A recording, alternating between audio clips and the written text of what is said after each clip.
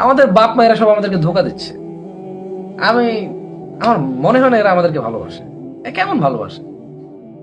মানে আমার পেট কিভাবে ভরা থাকবে, ঘরে কিভাবে বাতি জ্বলবে, আমার মাথার উপরে কিভাবে একটা ছাদ হবে, ইটের দালান হবে, তারা এই টেনশনে মরে। চাই এবার আমার শরীরটা আগুনে জ্বলে যাক, চাই আমার শরীরটা একেবারে পুড়ে কয়লা ছাই হয়ে যাক, কারো কোনো অসুবিধা নেই। এরা নাকি ভালোবাসে।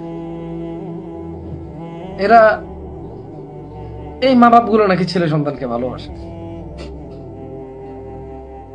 এরা ফজরের সময় তার বাচ্চাকে উঠায় না, কারণ 8টা বাজে তার কোচিং আছে।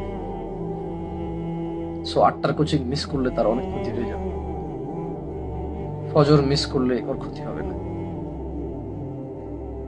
কিছু কিছু বাবা আছে ফজরের সালাত আদায় করো, তাদের বাচ্চাদেরকে জাগায়, আব্দুল্লাহ ওঠো। মা ওখান থেকে বলে, এখন জাগায়ও না, রাত 12টা পর্যন্ত পড়ে ঘুমাইছে, 8টা বাজে আবার কোচিং আছে।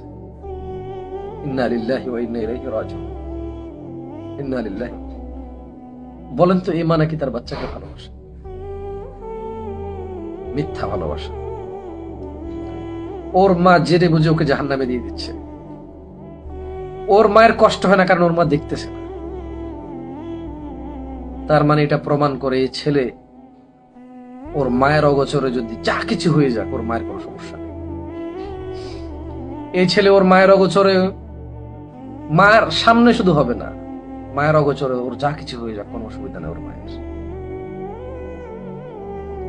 কেমন কথা, কেমন কথা।